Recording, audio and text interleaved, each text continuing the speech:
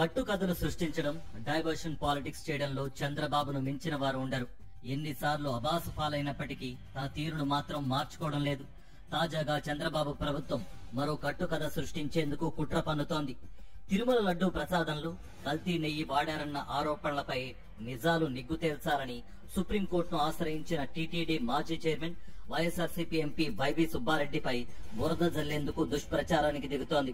గతంలో సుబ్బారెడ్డి దగ్గర ఎప్పుడో పిఏగా పనిచేసిన చిన్నప్పన్న అనే చిరుద్యోగిని సిట్ అరెస్ట్ చేసింది.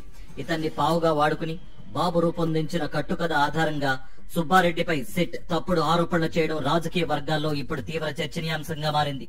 2018కు ముందు సుబ్బారెడ్డి దగ్గర పనిచేసి అనంతరం ఢిల్లీలోని ఆంధ్ర భవన్ ఉద్యోగిగా చేరిన చిన్నప్పన్న ఏకంగా టీటీడీలోని ప్రొక్యూర్మెంట్ జీఎం స్థాయి అధికారులను సైతం ప్రభావితం చేశాడని సిట్ తన రిమాండ్ రిపోర్ట్ లో పేర్కొనడం విస్మయాన్ని కలిగిస్తోంది.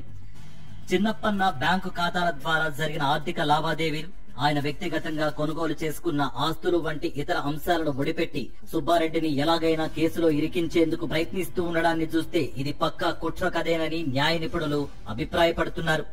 వాస్తవానికి ఇదే చిన్నప్పన్న ప్రస్తుతం టీడీపీ ఎంపీ అయిన వేమిరెడ్డి ప్రభాకర్ రెడ్డి దగ్గర కూడా గతంలో పీఏగా పనిచేశాడు. తన రాజకీయ లబ్ధి కోసం కోట్లాది మంది శ్రీవారి భక్తుల మనోభావాలను దెబ్బతీసేలా చంద్రబాబు తిరుమల లడ్డూ ప్రసాదంలో జంతు కొవ్వుతో కల్తీ అయిన నెయ్యిని వినియోగించారంటూ చేసిన ఆరోపణలపై సాక్షాత్తు సుప్రీంకోర్టు సైతం మండిపడింది. కోట్లాది మంది భక్తుల మనోభావాలను గాయపరిచేలా బాబు వ్యాఖ్యలున్నాయని ఆక్షేపించింది. వాస్తవానికి లడ్డూ ప్రసాదంలో కల్తీ నెయ్యి వాడలేదని అప్పటి టీటీడీ ఈవో శ్యామలరావు సైతం మీడియా సమావేశంలోనే కుండబద్దలు కొట్టారు. డైరీల నుంచి వచ్చిన నెయ్యికి పరీక్షలు నిర్వహించి నిర్దేశించిన ప్రమాణాల మేరకు లేదని తేలిన 2 ట్యాంకర్ల నెయ్యిని తిరిగి వెనక్కు పంపేశామని అప్పట్లో ఆయన తేల్చి చెప్పారు. ఇంత సుస్పష్టంగా లడ్డూ ప్రసాదంలో కల్తీ నెయ్యి వాడనే లేదని తేలినప్పటికీ కేవలం రాజకీయ ప్రయోజనాల కోసం డైవర్షన్ పాలిటిక్స్ లో భాగంగా బాబు పక్కా ప్రణాళికతో తాజా కుట్రకు తెరలేపారు.